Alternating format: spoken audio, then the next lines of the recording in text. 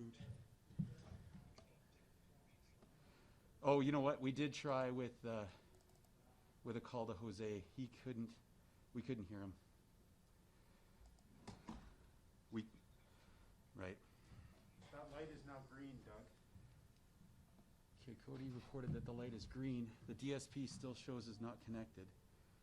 And I'm playing a video of the mayor in the room. No audio. Checking for mute. Checking volume. It's at max. Yeah, so there's no playthrough. There's no playthrough of PC or... Yeah, we've done that one twice too. So system... You bet, yeah. It's doing that right now.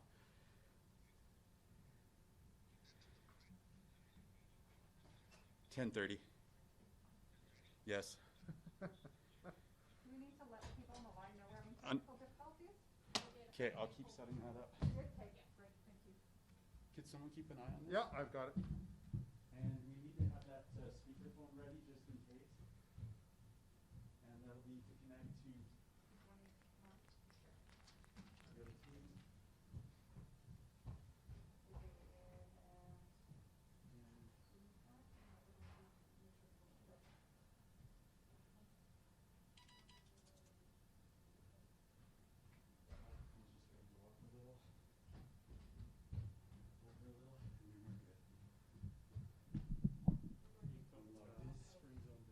Oh, it's still not. I see.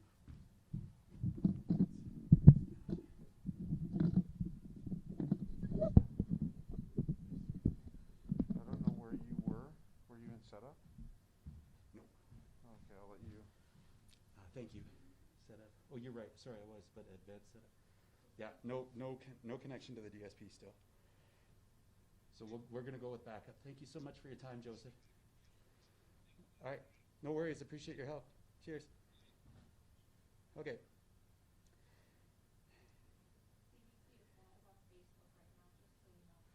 I went to bars. Yeah. And we may have live audio. So these two pieces. Oh, screens are up. Oh.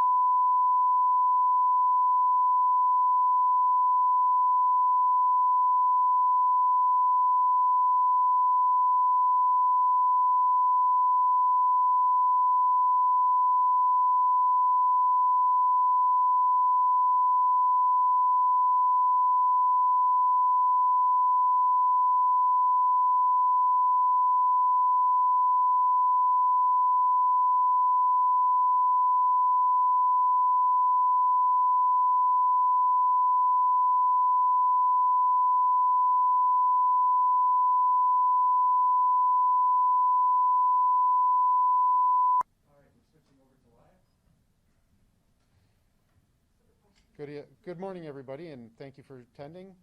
This is an audio test of the EOC press conference.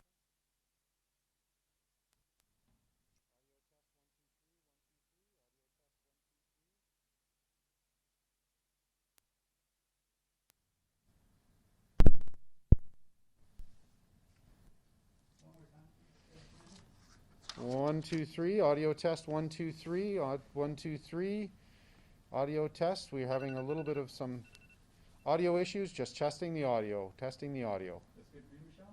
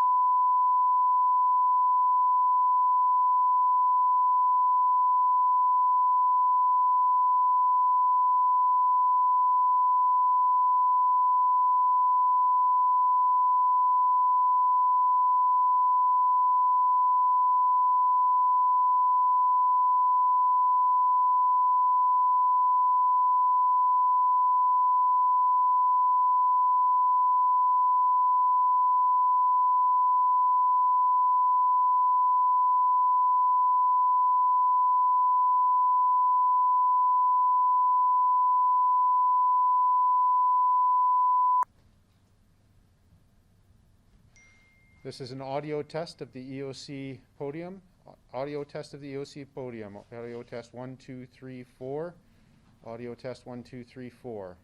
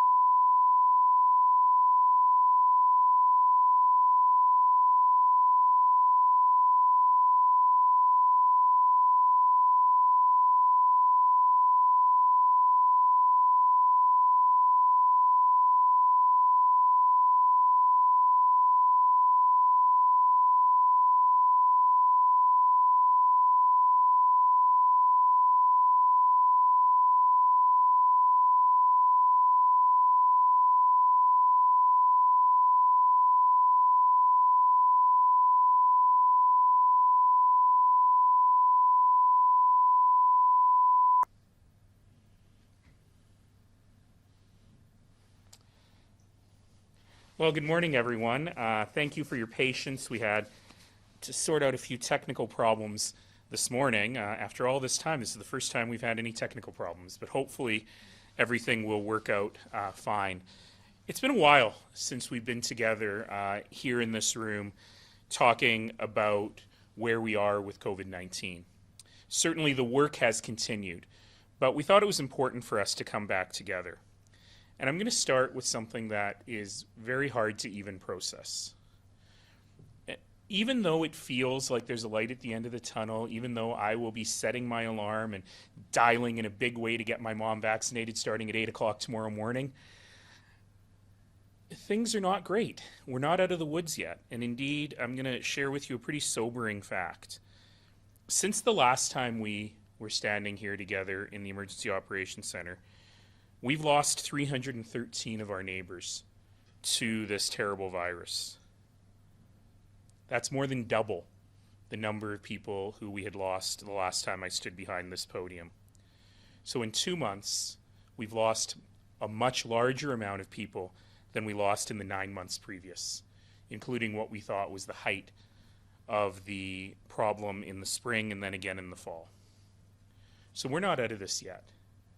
And far too many of our friends and neighbors are still at great risk. And so we're called upon yet again to continue to show discipline, to continue to look after one another, to continue to make sure that we're keeping one another safe. So one of the reasons we're here today is I want to let you know that we are renewing the City of Calgary's state of local emergency. What that means is that we are going to stay in emergency standing for some time longer. And Chief Henry will join us in a moment to discuss the details. But one of the good news pieces about the fact that we're maintaining the state of local emergency is precisely because it will allow us to do a better job with vaccine distribution. With vaccines here and many more on the horizon, it's critical that the city maintain our agility to act as quickly as we can to provide space, to provide facilities, to provide personnel for the provincial government's vaccination efforts. We stand ready to help in whatever way we can. And the good news is that if we think of vaccine distribution as a logistics problem more than as a public health problem, we know what we're doing. I am very, very proud of the incredible work that we've done over the years to build up Calgary Emergency Management to really understand how we can attack big logistics problems like this. And I believe that we will be able to do that. A year ago this week, I was getting ready to celebrate my mom's 79th birthday. And then immediately after her birthday, I was off to India for what was going to be weeks and weeks and weeks of travel, coming back here for important council meetings and spending the rest of my time selling Calgary to the world as we were working on our fragile economic recovery. A week later, I came back, and I still remember doing a press conference at City Hall the day after I got back, which was a Monday, and telling people, you know, we should start worrying a little bit about this virus. In fact, let's wash our hands more. I don't think the concept of physical distancing existed yet, but I did talk about washing our hands. And I remember saying, you know, let's not shake hands for a while. I've just come back from India, let's start saying namaste instead. And it was kind of a joke, but I was serious. That was Monday. On Saturday, was it Saturday or Sunday, Sue? Saturday or Sunday, we declared the second state of local emergency in Calgary's history. Happened in 5 days. So 5 days later, the NBA season was canceled, the NHL season was canceled. We were going to work from home for most offices and trying to figure out what essential services meant. And if you recall, it was hard to buy toilet paper. It's been a whole year. And there isn't a single one amongst us that isn't tired of this. There isn't a single one of us amongst us that doesn't feel a bunch of fatigue, that doesn't ask themselves at least once, if not a million times a day, when is this going to be over? But I will tell you that when we heard the update from Minister Chandra and Dr. Hinshaw about the vaccination schedule, yeah, I had lots of questions about it. I had lots of concerns about the schedule, but I was so happy that there was a schedule. And I know this is tough. I know it feels like, you know, those last days before your summer break at school, when you're wondering how many days are left and time seems to stand still, but we can't be complacent. This week alone, 600,000 plus vaccinations made their way into Canada. We're seeing our hospitalization rates dropping. We're seeing our ICU numbers slipping. And most important, we're seeing protection for our elders who live in long-term care and continuing care facilities. These things really matter, and they're going all in the right direction. But we cannot back up on that progress now. It's going to help us save lives. It's going to lead to lessened restrictions. It will provide relief to many. But those variants are very scary. They really are. And we have to make sure that our discipline is strong as we keep moving forward. So I'll spend a little more time talking about some technical things around our funding and some of the good things we've been doing to support people and businesses. But first, I'd like to introduce the Chief of Calgary Emergency Management, Chief Sue Henry, who is going to talk to us, about a bunch of fun things. We'll turn it over to you now, Chief. I'm leaving my notes here. Don't take them with you. I'll try not to take them.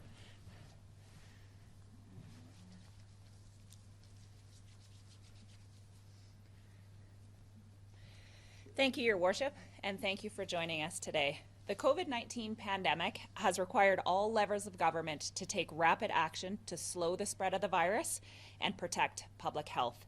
In some cases, this has included various emergency declarations, and Calgary is no exception.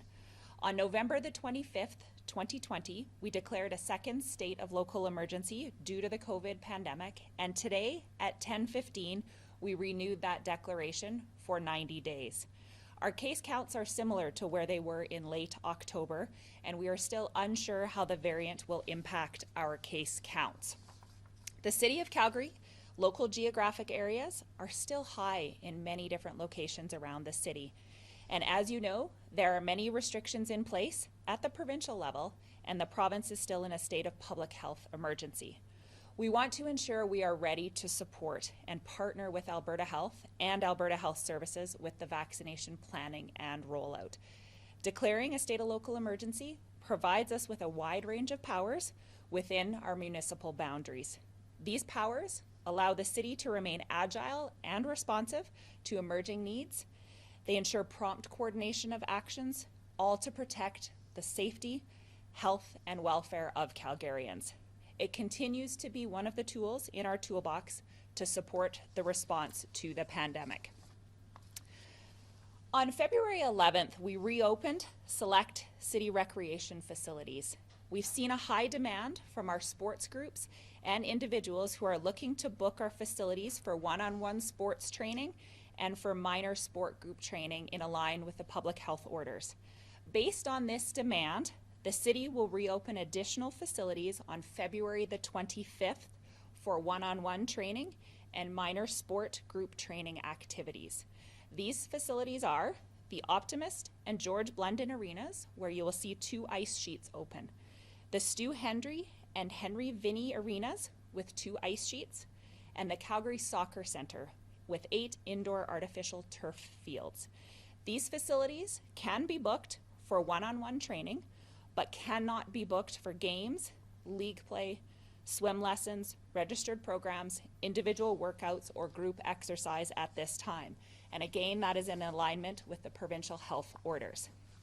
Limited minor sports, that's sports for those that are under 18 years of age, can be held for up to a maximum of 10 individuals per group, including the participants, the coaches, and the trainers. The coach, instructor, or trainer must be a certified coach or instructor and paid by the person who is receiving the training. And at this time, Calgary Recreation will not be able to provide the trainers or instructors. All other indoor city-operated recreation amenities, including weight rooms, remain closed at this time. Indoor public skating, public swimming, and group fitness activities are currently still prohibited by the public health orders. The decision to reopen these facilities, and any decision to reopen more facilities, is based on a number of factors, including adherence to the public health order, customer demand, and our ability to restaff. We will continue to monitor the provincial health orders and adjust these facility openings as we need to do from those. I know as we hear about hospitalization rates declining, we might be inclined to feel that more restrictions should be lifted. We need to keep working together to slow the spread of COVID, to save lives, and prevent further long-term economic impacts to both Calgary and Calgarians.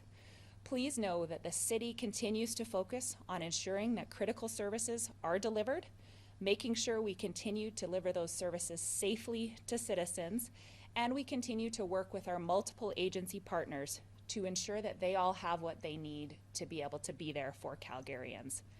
As the mayor said, it's been almost a year since we've been dealing with COVID, and we've been hoping for the promise of vaccines for so long now. Many of us are starting to feel impatient, and that things are not happening as fast as we would like them to. They seem to be our ticket to return to normal. Please be patient. Patient with the restrictions that are still in place, patient with the vaccination plans, and patience with each other. This patience will help us get through this and ensure that we can get back to normal as soon as possible. To close, as we continue through these challenging times, please remember what we've been talking about all along. Make good decisions, make safe choices, follow the public health orders, stay 2 meters apart, wash our hands, and listen to all of the advice that comes from the Alberta government. I will now pass back to His Worship.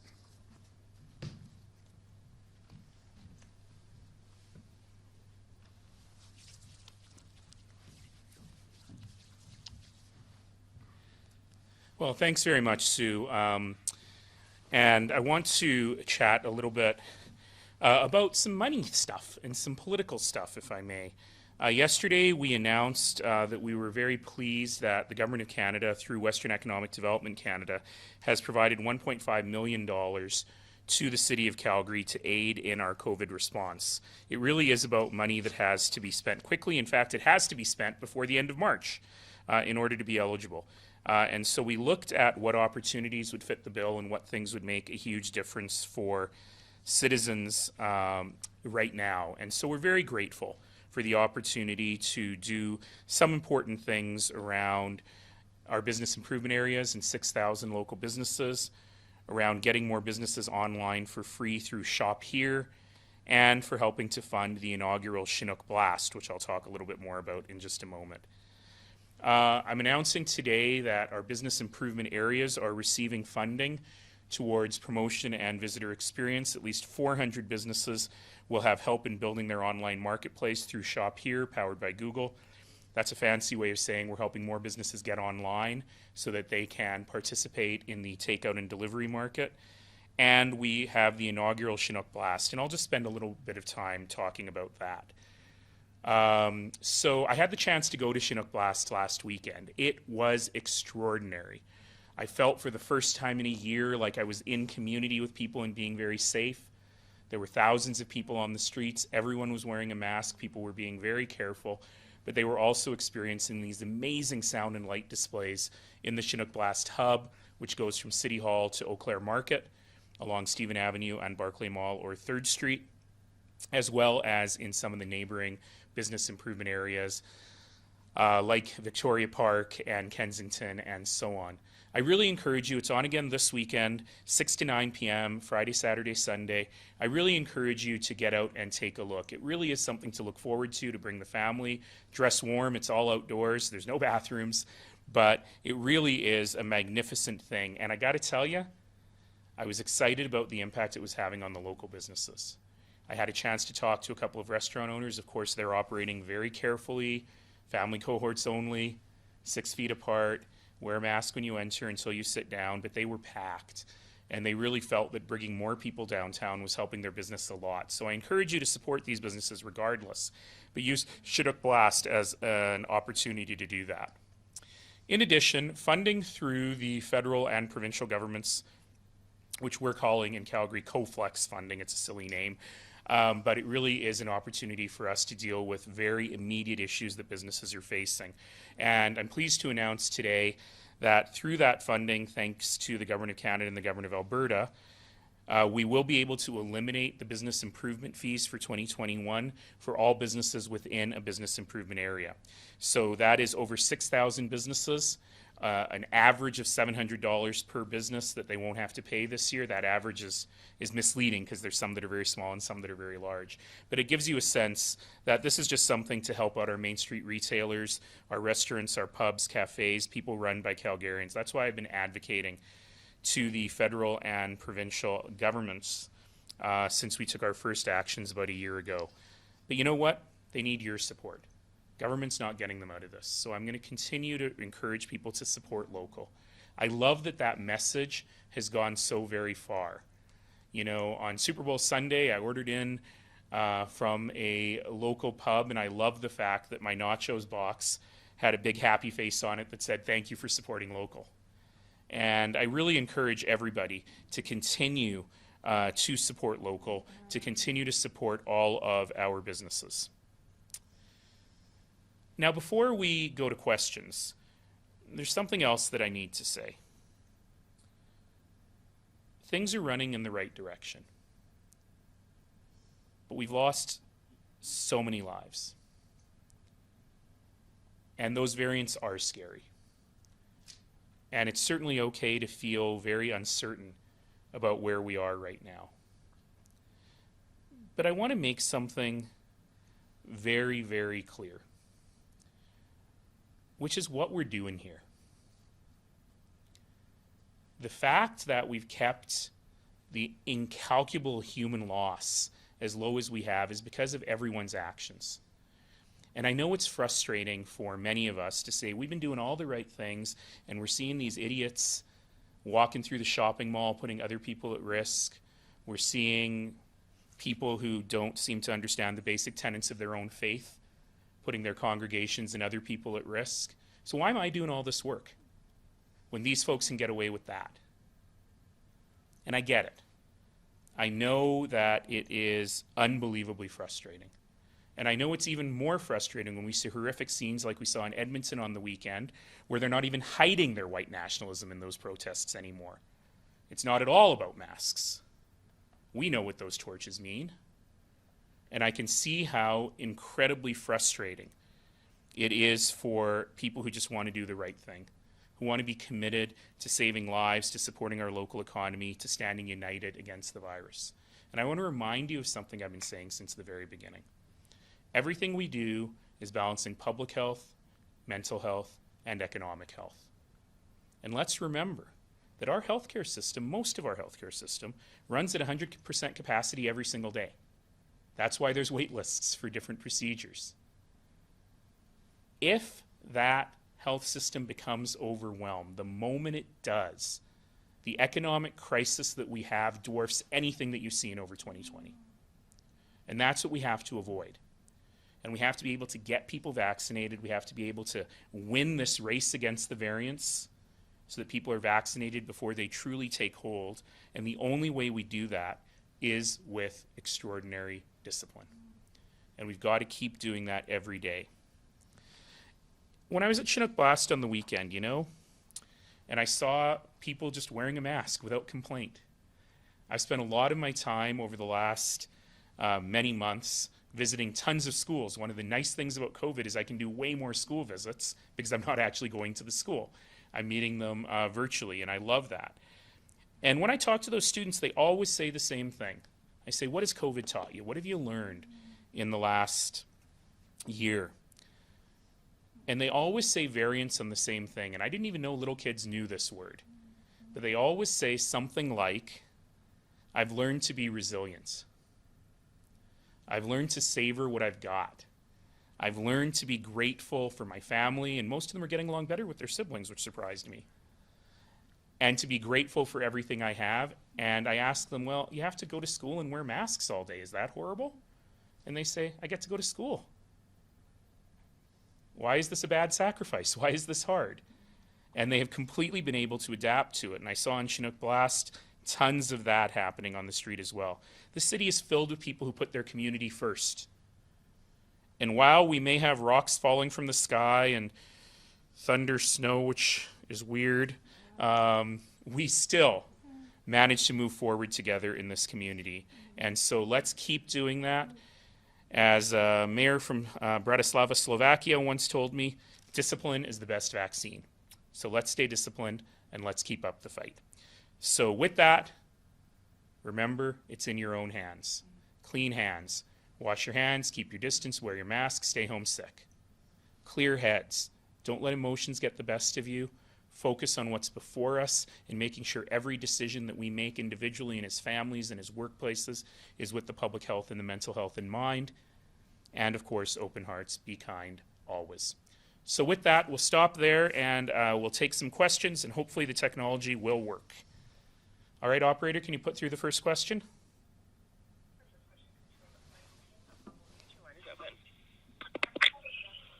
Hi there. Just looking at the R value rising, should the province be moving forward with step 2? We've heard about March 1st as a date, and sounds like we won't even get a week's notice. It could just be on March 1st. Or should we be looking at even taking a step back with the R value going up, reevaluating step 1 since the rise has happened with the step 1 reopening? So the question was, if you didn't hear it, was about the R value and the fact that the R value is going up, and should the province be cautious on the next phase of reopening. So Dr. Hinshaw has been clear that the criterion that she is really looking at is hospitalizations, which are going in the right direction. The problem is that hospitalizations are a lagging indicator. So if the R value goes up, let me just be very clear about that. Very few people get sick and go to the hospital the next day. You typically end up hospitalized once you've had it for a long time. You know, most people, thankfully, without these new variants, clear themselves of the virus in a week or 10 days, maybe 2 weeks. But for those who need to be hospitalized, it can be a long haul, and it might be week 3 or week 4 before you actually go to the hospital. So hospitalization is a lagging indicator. The R number, which is the number that each person is infecting, is kind of a leading indicator, if we know it. And so when that R value goes above 1, that basically means that each person is infecting one other person, which means you're doubling within that 14-day period your number of active cases. That's a big problem. And so if I were advising the provincial government, I would suggest be cautious about this. And I want to be very clear. You know, people keep saying lift the lockdown. There's no lockdown. Indoor gatherings are banned. Outdoor gatherings are okay, and the weather's been nice enough to be able to have outdoor gatherings of up to 10 people. So you can go see grandma outside on the porch if you want. You just can't go in her house. And basically gyms and cultural institutions are closed. There's some other things, but that's basically it. And I will tell you that opening those things up is not going to make a significant difference to people's mental health or to the economic health of the community. It'll help a little, of course it will, but it's not going to really help people who are really in trouble or who've really been traumatized. So my advice to the provincial government is be data-based, be evidence-based, go slowly until we get more jabs and arms. All right, do you have a follow-up, Michael? No, I'm good, thanks. Thank you. Next question, please, operator. Our next question comes from Scott Dipple of CBC. Hi, Mayor. I trust you can hear me. Yeah, you sound good, Scott. Okay. I understand it has been a number of weeks since the city let the province know that it has large facilities available, people who can help with logistics with the vaccination program. Have you heard anything back from the provincial government about your offers of assistance? Yes, Chief Henry serves on, I don't know exactly what it's called, but I call it the Vaccine Task Force for the province, and she can give you a little more information on that.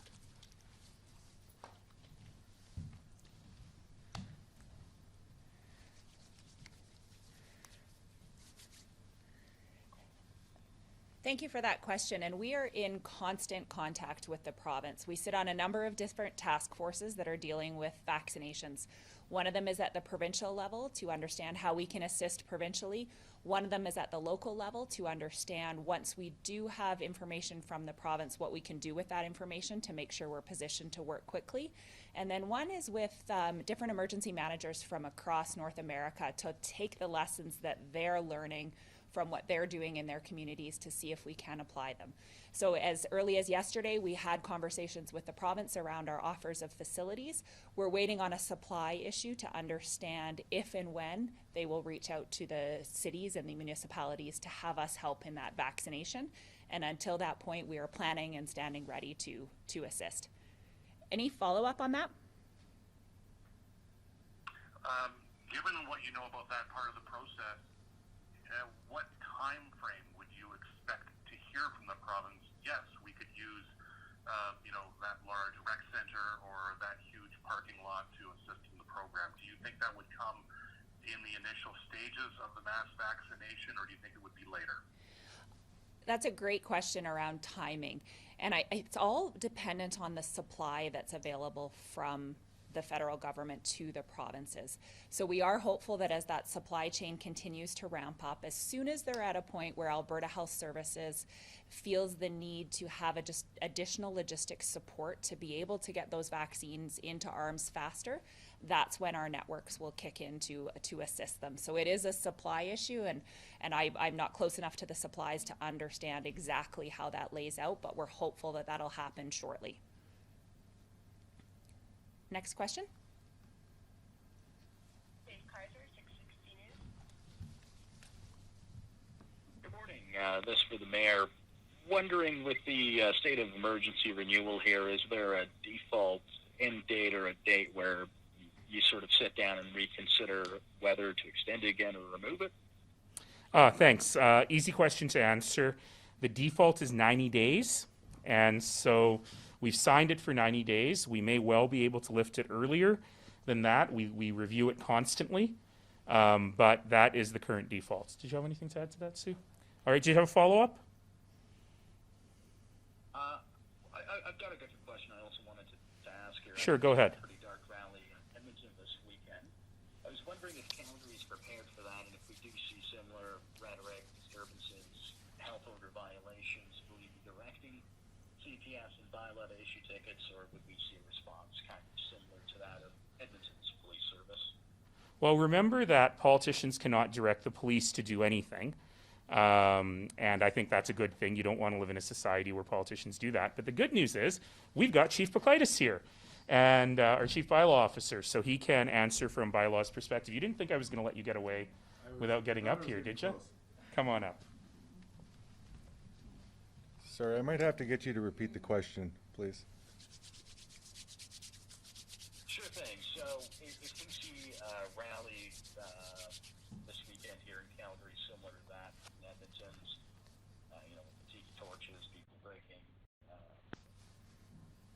public health orders, causing a disturbance, will bylaw and CPS, if you can answer to that as well, be issuing tickets?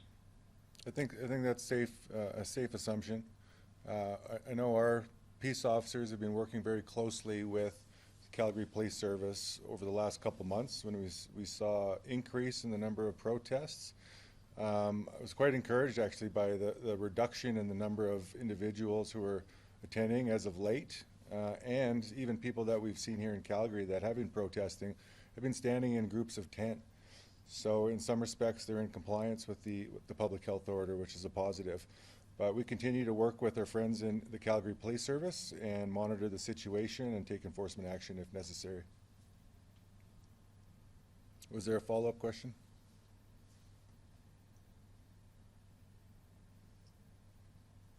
Okay, thank you. We lost him. All right. Thanks, Chief.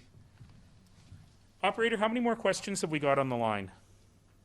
There's currently one more question in the queue. All right, let's take the last question then, and if anyone wants to get in the queue, we probably have time for one or two after that. But let's go ahead. Adam Toy, 770. Yeah, hi, good morning. Just wondering, the city's been under state of local emergency for 6 months now during this pandemic. Has there been any extraordinary stresses on the city's finances as a result of that amount of time? Yes, lots and lots of them. Oh, sorry, the question was, I keep getting told to repeat the question in the mic, and I'm so excited to answer them. Has there been extraordinary stress on the city's finances during the state of local emergency? Yes, there has been. As we have seen through many forecasts, the city was looking at a pretty big year-end deficit coming at the end of last year. Part of that from fewer people taking transit, so less transit revenue. Part of it from fewer people attending rec facilities, and then part of it from being stood up in a state of local emergency and what that really requires. I'm pleased to report that we're going to be okay. With the extraordinary work that my city colleagues have done to really watch every penny and keep costs incredibly low, even during a state of local emergency where sometimes the wallet is a little more open, plus the incredibly helpful funding that has come from mostly the Government of Canada through the Government of Alberta, we're going to be okay. And so citizens don't have to be worried about their taxes going up as a result of all of this. We've managed to cover that. And indeed, as I mentioned earlier, we actually have the ability to help out other businesses like those in BIAs or like the proposal that came to our Priorities and Finance Committee last week to actually freeze business taxes for another year. So yes, there's been incredible strain. The city has responded very, very well to that, and the federal and provincial governments have been most helpful. So I think we're going to be okay. Do you have a follow-up, Adam? Yes, just wondering if you have a ballpark of the cost to stand up the resources for the state of local emergency. I'm looking around the room and everyone's kind of shaking their head, but that's a helpful number to have, and I'll seek that from administration to report back to council on. All right, operator, do we have anyone else in the queue? We have 2 others in the queue. All right, I'll take them both and then we'll cut it off. Go ahead. Hi, Mayor. I'm just wondering, Dr. Hinshaw has indicated that restrictions could ease as early as March 1st now. How prepared is the city if that's the case? And I'm wondering if you can also touch on staffing. So how many staff were rehired for step 1? How many, if you have, Do you have those numbers? Step 2, and how long that process could take? So the interesting thing about step 2 is that step 2 does involve the gyms being open. And of course, we operate a number of rec facilities, as you've heard from Chief Henry. So, you know, if the province doesn't give us any notice, if they announce on Friday for Monday, we won't be open on Monday. But we will be able to ramp up really quite quickly. As you know, we've laid off about 15% of our staff over the course of the entire thing, including many of our frontline recreation staff. But they are on callback contracts. That's the wrong terminology. But it's easy for us to be able to bring them back. We won't be able to do it, obviously, over a weekend, but we will continue to operate our facilities in the safest manner possible based on provincial restrictions. So even if the province announces that gyms and rec facilities can all open, we will also do a risk analysis ourselves within the city to determine whether our own facilities are capable of opening safely. So that'll take a bit of time, but that work's mostly done, actually. It's just a matter of ramping up and getting there. Do you have a follow-up? Just wondering if you actually have a number of how many you would bring us back for step 2. I'm looking around the room. I'm sorry, I don't have that handy. It wouldn't have been a lot for the current phase because of the limited nature in which the facilities are operating. For step 2, I mean, this is very vague and I apologize. It would be a lot more. Do you have any more, Sue? Yeah, I would just add for step 2, we're waiting to hear what that actually includes from the province to help us make those decisions. So right now we can see language on the website about further loosening of restrictions. We need to understand what that means before we can plan for the facilities to reopen and the subsequent potential staff impacts to that. So it really is going to start with that understanding of exactly what the orders say from the province when they do loosen anything for restrictions. Thanks, Sue. That was a very helpful clarification. That's right. We don't exactly know yet what's in step 2, and I hope people don't mind that I'm just keeping my mask on rather than donning and doffing it to answer all these questions. But we'll go to our last question now. Actually, there are no other questions in the queue at this time. Wonderful. Well, we will stop there. Thank you, everyone. Again, remember, discipline. Stay safe. Be kind always. Together, we continue to save lives.